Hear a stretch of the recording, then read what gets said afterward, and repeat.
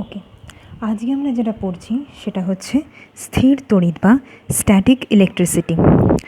তড়িৎ তড়িৎ হচ্ছে দু রকমের, একটা হচ্ছে স্থির তড়িৎ আর একটা হচ্ছে প্রবাহী তড়িৎ। স্থির তড়িৎকে স্থির তড়িৎ বলা হয়, তার কারণ হচ্ছে এই তড়িৎ যে তলে যেখানে উৎপত্তি হয় সেই উৎপত্তিস্থলেই স্থির থাকে, এবং এই স্থির তড়িৎকে আমরা ঘর্ষণ তড়িৎও বলে থাকি। তার কারণ হচ্ছে এটি ঘর্ষণের ফলে সৃষ্ট হয়। না, ঘর্ষণের ফলে তড়িৎ উৎপন্ন হচ্ছে কেন? এর একটা খুব প্রকৃষ্ট উদাহরণ আমরা দেখে থাকি যে যখন আমরা চিরুনি দিয়ে চুল আঁচড়াই, বিশেষত শীতকালে, তখন চিরুনি আর চুলের মধ্যে একটা আকর্ষণ বল দেখা যায়। শুধুমাত্র আকর্ষণ বল নয়, একটা অন্য পরীক্ষা যদি আমরা করি, ধরি আমাদের কাছে দুটো কাঁচদণ্ড আছে, ওই কাঁচদণ্ড দুটোকে একবার পশম দিয়ে ঘষা হলো আর একটা কাঁচদণ্ডকে রেশম দিয়ে ঘষা হলো। দেখা যাবে সেই কাঁচদণ্ড দুটোকে যদি আমি কাছাকাছি আনি তাহলে তাদের মধ্যে আকর্ষণ হচ্ছে, তারা একে অপরকে অ্যাট্রাক্ট করছে। কিন্তু আবার অন্য ক্ষেত্রে দুটো কাঁচদণ্ডকে যদি দুক্ষেত্রে আমি পশম দিয়ে ঘষি, তখন দেখা যাবে সেই কাঁচদণ্ড দুটো পরস্পরকে বিকর্ষণ করছে। তাহলে ঘর্ষণের ফলে দুবার দুরকম ঘটনা ঘটছে, একবার আকর্ষণের ঘটনা ঘটছে, একবার বিকর্ষণের ঘটনা ঘটছে। কিন্তু কেন ঘটছে? মানে ঘর্ষণের ফলে এমন কিছু সেই বস্তু দুটিতে সঞ্চার হচ্ছে বা কিছু পরিবর্তন হচ্ছে যার জন্যই আকর্ষণ বা বিকর্ষণের ঘটনা ঘটছে। তো সেই যে পরিবর্তন যেটা হচ্ছে, কারণ যার জন্যই আকর্ষণ বা বিকর্ষণ হচ্ছে, সেটা হচ্ছে চার্জ বা আধান। আর যে মেথডে এই পরিবর্তনটা ঘটছে সেই মেথডটা হচ্ছে ইলেকট্রিফিকেশন বা তড়িৎ আহিতকরণ। না, কেন ওই ঘর্ষণের ফলে এই আধানের সঞ্চার হচ্ছে দুটো বস্তুর মধ্যে, এই কাঁচের মধ্যে বা এই পশম ও রেশমের মধ্যে কি চার্জের সঞ্চার কেন হচ্ছে বা চার্জ কেন ক্রিয়েট হচ্ছে? আমরা জানি যে কোনো বস্তু বা যে কোনো পদার্থ অসংখ্য পরমাণু দিয়ে, অ্যাটম দিয়ে তৈরি, এবং সেই পরমাণু বা অ্যাটমের মধ্যে যে নিউক্লিয়াস, তাতে থাকে প্রোটন আর নিউট্রন, আর তার চারদিকে বাইরে থাকে প্রচুর সংখ্যায় ইলেকট্রন।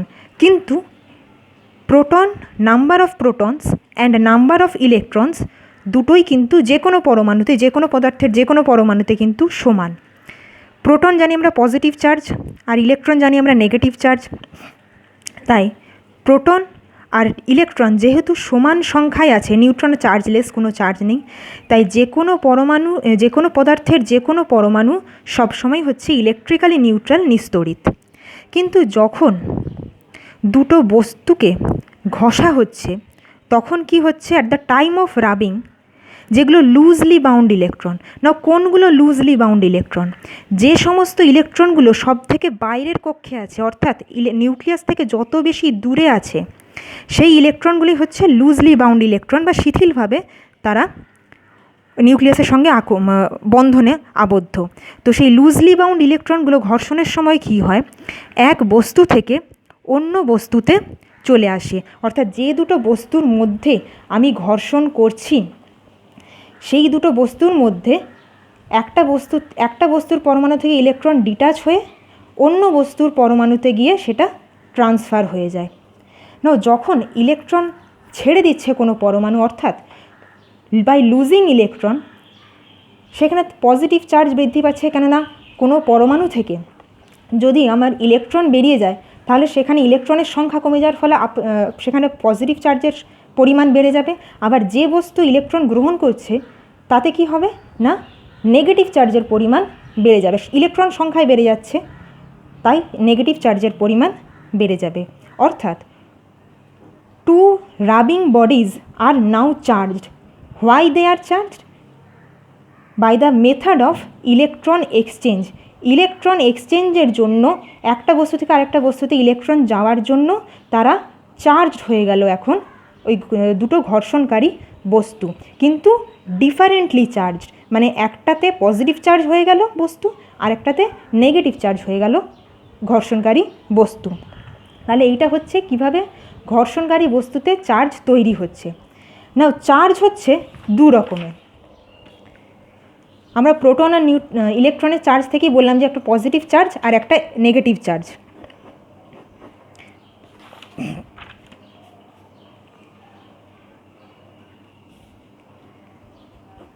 একটা হচ্ছে পজিটিভ চার্জ আর একটা হচ্ছে নেগেটিভ চার্জ।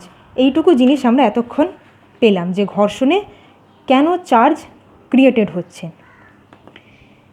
আচ্ছা, এইখানে প্রোটনও তো চার্জ, কেন প্রোটন কেন এখানে অংশগ্রহণ করে না? শুধুমাত্র ইলেকট্রন এক্সচেঞ্জ দিয়ে কেন এই চার্জিংটা হচ্ছে?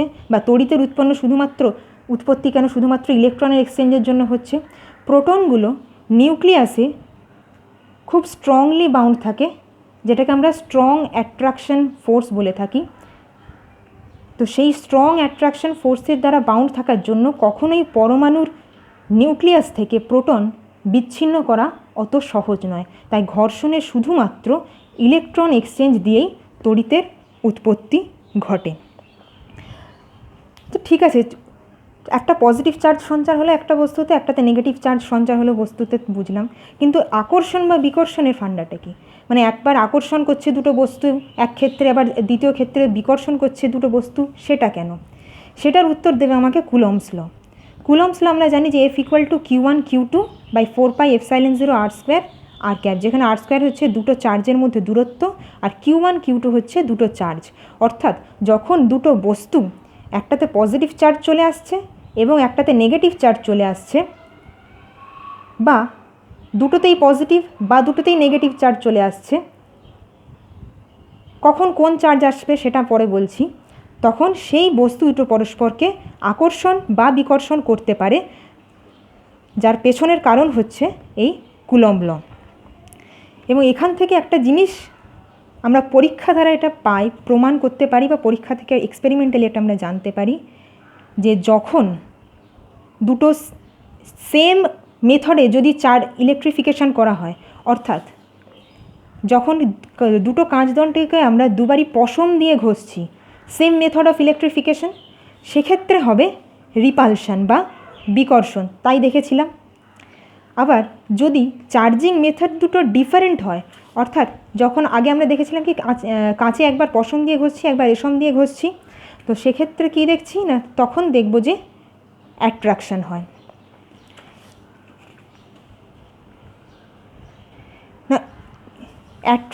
না, তখন দেখব অ্যাট্রাকশন হয়। তাহলে এবারে যেটা আসছি যে কখন কোন বস্তুতে মানে দুটো বস্তুকে ঘষলে কোনটাতে পজিটিভ চার্জ হবে আর কোনটাতে নেগেটিভ চার্জ হবে, সেইটা কিভাবে পাবো? তার আগে যাওয়ার আগে একটা সূত্র বলে দিই, যেটা স্থির তড়িতের মূল সূত্র, যে সমতড়িৎ আধান বা সমজাতীয় তড়িৎ আধান বোথ পজিটিভ বা বোথ নেগেটিভ, সমজাতীয় তড়িৎ আধান পরস্পরকে বিকর্ষণ করে এবং বিপরীত জাতীয় তড়িৎ আধান পরস্পরকে আকর্ষণ করে। অর্থাৎ একটা পজিটিভ আর একটা নেগেটিভ পরস্পরকে আকর্ষণ করবে, কিন্তু দুটো পজিটিভ বা দুটো নেগেটিভ পরস্পরকে বিকর্ষণ করবে। এইবারে সেই কাচের উদাহরণে আরেকবার ফিরে যায়, যে কাচকে একবার পশম দিয়ে আর একবার রেশম দিয়ে ঘষার ফলে একবার আকর্ষণ হয়েছিল আর একবার বিকর্ষণ হয়েছিল।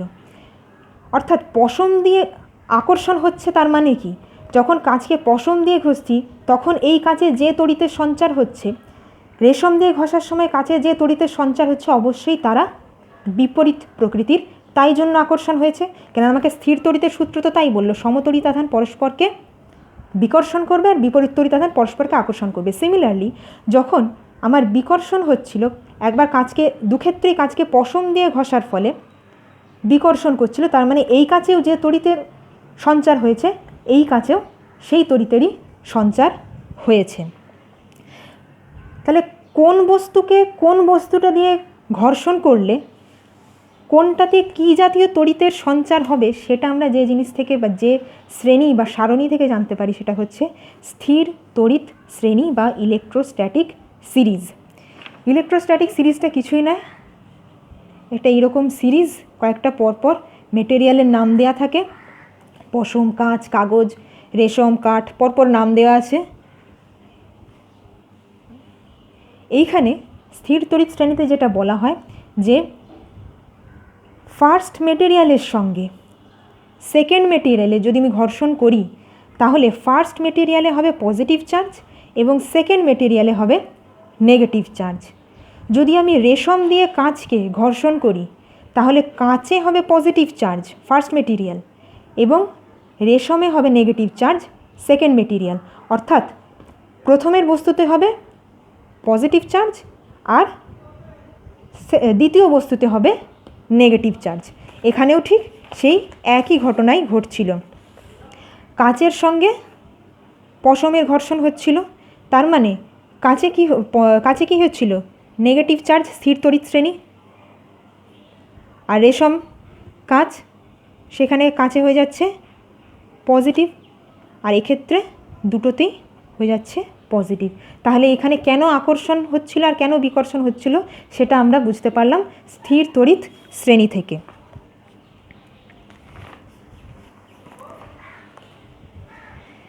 এইবারে আসি যে কতটা অ্যামাউন্ট অফ পজিটিভ বা নেগেটিভ চার্জ কতটা পরিমাণে তৈরি হবে যখন দুটো বস্তুকে ঘর্ষণ করা হবে।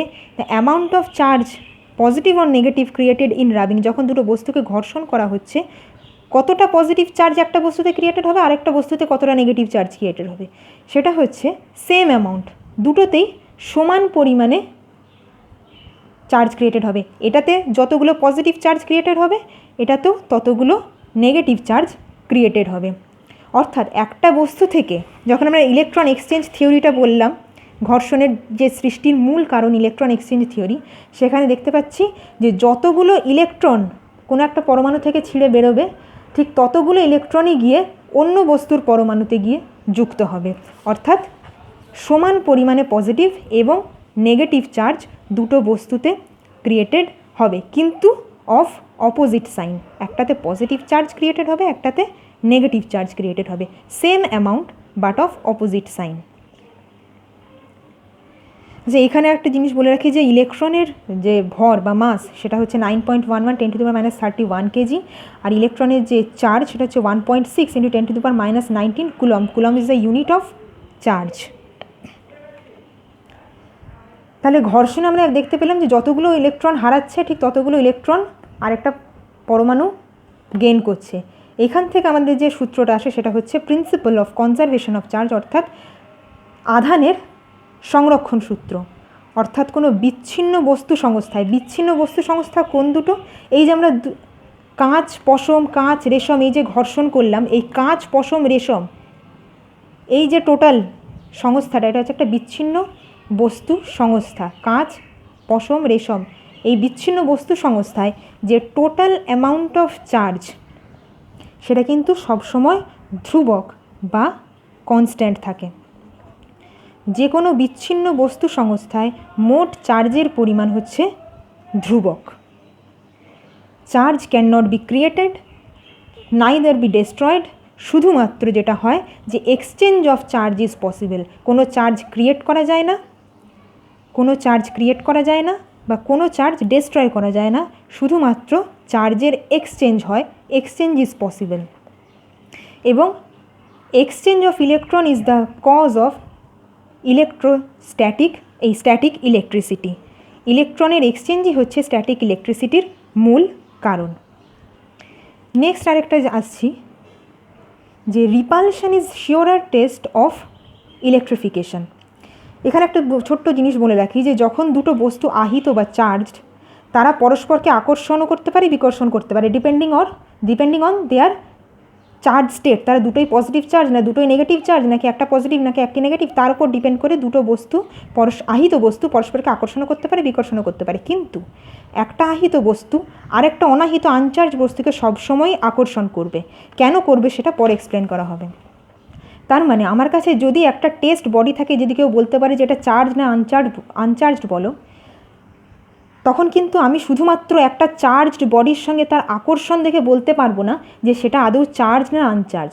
কেননা সেই টেস্ট বডিটা যদি আকর্ষিত হয় চার্জড বডি দ্বারা, সেটা চার্জড হতে পারে আনচার্জড হতে পারে। যেটা এইমাত্র আমি বললাম যে আকর্ষণও হতে পারে দুটো আহিত বস্তুর মধ্যে, বিকর্ষণও হতে পারে। এই আকর্ষণ একটা আহিত বস্তুর সঙ্গে আহিত বস্তুরও হতে পারে, আবার আহিতর সঙ্গে অনাহিত বস্তুরও আকর্ষণ হতে পারে।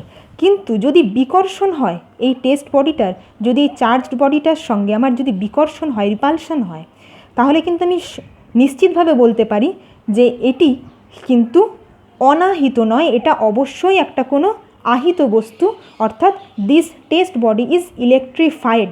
এবং কিভাবে ইলেকট্রিফাইড, তার চার্জ স্টেটটা কি না, চার্জ বডির যেটা চার্জ স্টেট, মানে চার্জ বডিতে যদি পজিটিভ হয় এটাও অবশ্যই পজিটিভ, বা চার্জ বডিতে যদি নেগেটিভ হয় এটাও অবশ্যই নেগেটিভ। তাহলে বিকর্ষণই হচ্ছে দ্য শিওরার টেস্ট অফ ইলেকট্রিফিকেশন, কোনো বস্তু চার্জড না আনচার্জড।